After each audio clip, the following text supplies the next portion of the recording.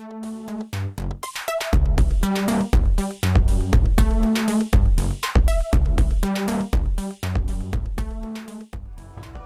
众们、小姐、大波浪、各位听啊 ，Greeting, honorable lady, Piccolo, Pepsi Bar, 吹汉忙。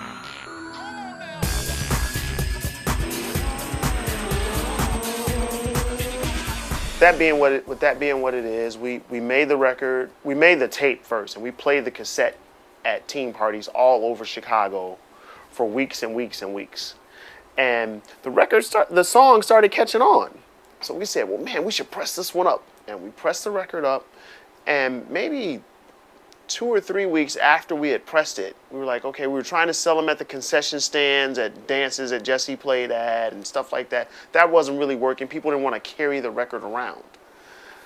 So we said, well, man, maybe if we go to the stores where we buy our records, I wasn't a DJ at the time. I was just making music. But where Jesse was buying his records, maybe we could get them to carry the record. So we went there, and there's a man by the name of Frank Sells at Imports, etc. And Frank would stand there at the counter, and he would describe the record. He'd say, this is Doctor's Cat Feel the Drive. It has a driving bass line and Euro sounds, and it comes out on the Italian label 8. And, then he'd put the record on a turntable and play it, and then the people who would want it would hold their hand up, and then Frank over the counter would give each person a record. That's how it went. Well, me, being the sales guy in the group, I gave Frank, when Frank put his hand out to give a guy a record, I gave him a record back. And he says, well, what is this? I said, just put it on. So he put the record on the turntable, and he says, we've been looking for this record for weeks. Everybody keeps asking about this record that has Jesse Saunder's name in it. And he says, where did you get it? I said, well, we made it. He goes, well, what do you mean? I said, well, we made it. It's our record. He goes, well, can I buy some to sell in the store? And I said, sure. How many do you want? And he said, how many do you have? And I said, how many do you want?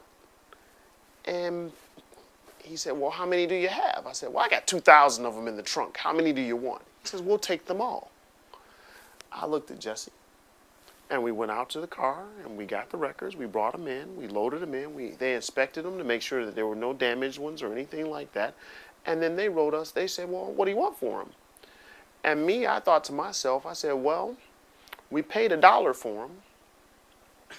If I ask him for 4 and he whittles me down 50%, we still make $1 a record. And it's 2,000 records. So I said, well, the record has 5 cuts on it. So technically it's not an album, it's an EP. $4. And the owner of the store, Paul Weisberg, said, okay. And he wrote us a check for $8,000. At that point, we stopped throwing parties. And we were in the record business full time. And that's how we got started. And I went home and I said, wow, if that's one record store, I'm going to find every record store that sells these type of records in the entire city of Chicago, and I'm going to go visit each one of them personally.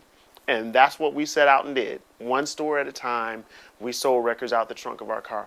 By the end of that month, we had maybe sold, 8,000 or 9,000 copies of On and On. And Jesse Records was officially in business.